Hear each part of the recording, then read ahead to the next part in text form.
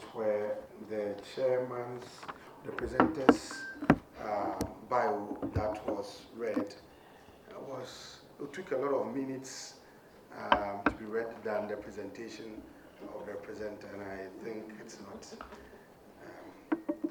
So you simply say Ransford Gyampo that we all know, and I'm very comfortable about that. Organizer, thanks for the opportunity to share my thoughts on this thorny issue of monetization that we've been grappling with, if you like, since the inception of Ghana's Fourth Republic in 1993.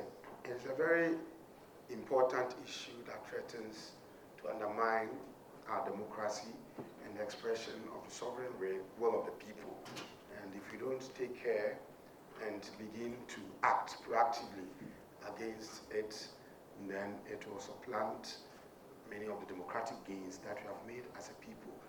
And I'm a bit worried that those who must be here to listen are not here in person. I don't believe that they are listening to us or watching us via Zoom, but thankfully you have the media here.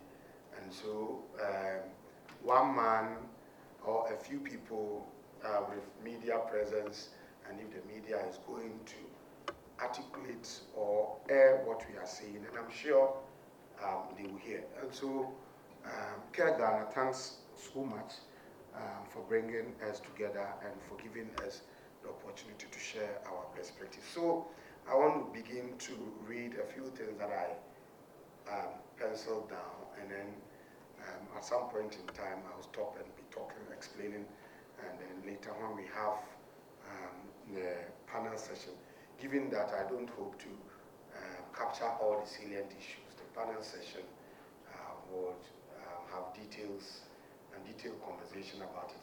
I'm saying all these things because I'm waiting for you. So can I? All right, so Ghana has successfully conducted 8 general elections. Oh, Neil Amte is here. Good. I was saying you are not interested in panels. So Ghana has conducted 8 general elections since the inception of the Fourth Republic in 1993. Several other intra-party elections and by-elections have also been successfully conducted in a manner that stands us out as a successful story in the quest and strive towards democratic maturity in Africa. However, the conduct of these elections and their outcomes have not effectively delivered on the bread and butter issues of the people of Ghana. Indeed, Ghana's electoral successes, or the Ghana's electoral success story, has not truly yielded the expected democratic culture and improvement in the physical quality of human life. This is so because elections and their outcomes have oftentimes been shaped by money, not for organizing the processes, but for buying votes and the conscience of the voters and electoral kingmakers. This is the phenomenon that is popularly referred to as moneycracy or monetization in the Ghanaian electoral parlance. Today, it could cost up to 3 million cedis to win just a seat as a member of parliament, and about $500,000 to win a seat in a swing constituency. I'm happy a member of parliament is here, so he may share his insight or perspective on this. In the conduct of parliamentary primaries, delegates are camped by aspirants and paid up to 3,000 cedis per person by aspirants, according to Corruption Watch report of 2020. Similarly, one needs millions of cedis to bribe voters to be able to win elections that are held at the inter-party level. But this is dependent on the area of the elections. It costs more in contesting an intra-party election in a stronghold than an inter-party election in the same area. But in swing areas, one may spend more, both at the intra and inter-party elections. To remain relevant at all times, political parties must keep their activities running. They must recruit and retain staff to perform their administrative duties and to keep their party offices running. They must pay utility bills, organize capacity building programs, pay staff salaries, organize rallies, primaries, and congresses. Now, these activities require heavy financial investments that are oftentimes non-existent because of the lack of public funding for political parties in Ghana, and also because of the near non-payment of party dues by party supporters. So, in the absence of institutionalized and credible sources of funding, and given that the support of political parties among its base does not move beyond sentimental attachment to include commitment to helping the party through payment of dues, political parties and candidates for elections tend to look for financiers either locally or abroad, or within the nations or among foreigners, whose sources of wealth are oftentimes unknown or questionable for assistance.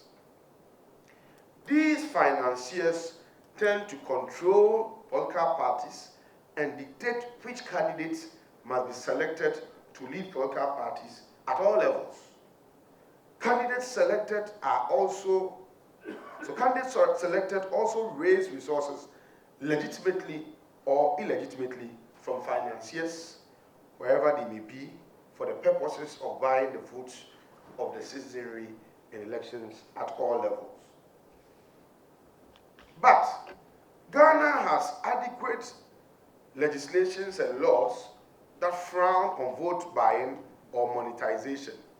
Indeed, if you look at Article 33 plus 1 of the Representation of People's Law 1992, it says a person commits the offense of bribery if A, he directly or acting through another person, 1, gives money or obtains an office for a voter in order to induce the voter to vote or refrain from voting, or 2, corruptly does such an act on account of a voter having voted or restrained from voting, or 3, makes a gift or provides something of value to a voter to induce the voter to vote in a certain way or to obtain the election of a candidate, or B, if he advances or pays money or causes